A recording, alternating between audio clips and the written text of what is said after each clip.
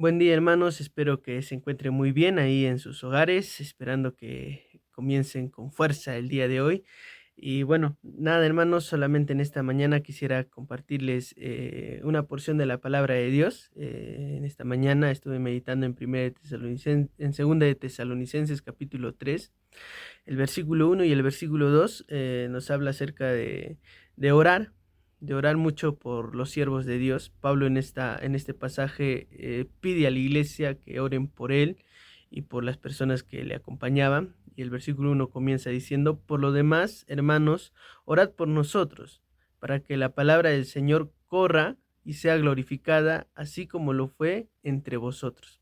Entonces Pablo está pidiendo oraciones por él y por los hermanos o las personas que estaban acompañándole en su ministerio.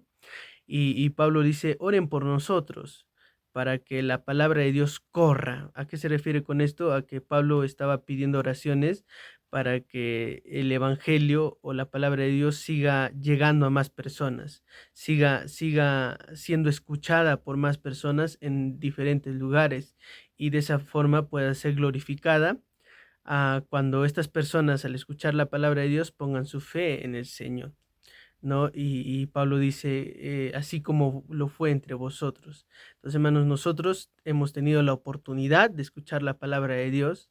La palabra de Dios ha llegado hasta nosotros, y es momento de que nosotros estemos orando por los siervos de Dios que están haciendo el trabajo en diferentes lugares, para que la palabra de Dios pueda llegar a esos lugares también.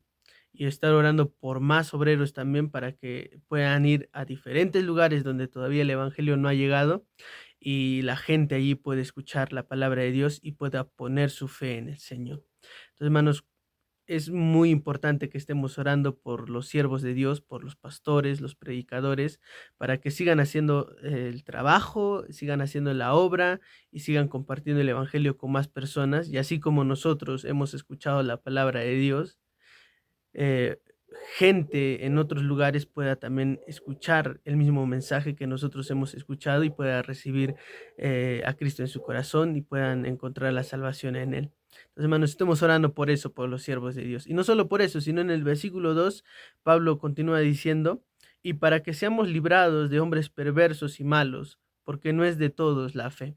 Entonces Pablo está pidiendo también oraciones, no solamente para que el evangelio corra y sea escuchado por otras personas, sino también está pidiendo oraciones para que sean librados de personas que tal vez se opongan a la predicación, se opongan tal vez a que el evangelio sea esparcido. Y Pablo dice: no es de todos la fe.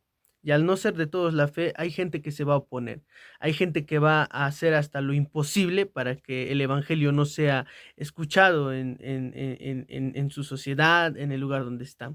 Hermanos, estemos orando por los siervos de Dios, para que, a pesar de la oposición que pueda haber en el lugar donde se encuentran, sigan predicando la palabra de Dios con libertad, sigan ganando almas para el Señor, y no les hagan daño y no les pase nada malo tampoco. Entonces, hermanos, es nuestra responsabilidad orar por los siervos del Señor, y para que el evangelio sea divulgado, para que gente ponga su fe en el Señor, y también para que los siervos del Señor prediquen la palabra de Dios con libertad, y que la gente no les haga daño si es que tal vez no quieren escuchar, sino que la gente escuche y reciba a Cristo en su corazón. Entonces, hermanos, estemos orando por los siervos de Dios, estemos orando por los pastores que están haciendo la obra, que están predicando la palabra de Dios. Y así como nosotros hemos escuchado el evangelio, en otros lugares también la gente puede escuchar la palabra de Dios, sea salva, y también el Señor pueda cuidar a sus siervos de la oposición, pueda cuidar a sus siervos de gente que se opone al evangelio y busca hacer daño, y así los siervos de Dios sigan predicando el evangelio con libertad, hermanos. Así que estemos orando por ello, hermanos. Y nada, hermanos, les animo a que puedan seguir adelante el día de hoy. Y nos vemos en la tarde, hermanos, en la noche, a las 7 de la noche en la iglesia, para poder seguir estudiando la palabra de Dios. Muchas gracias, hermanos. Cuídense y nos vemos más tardecito.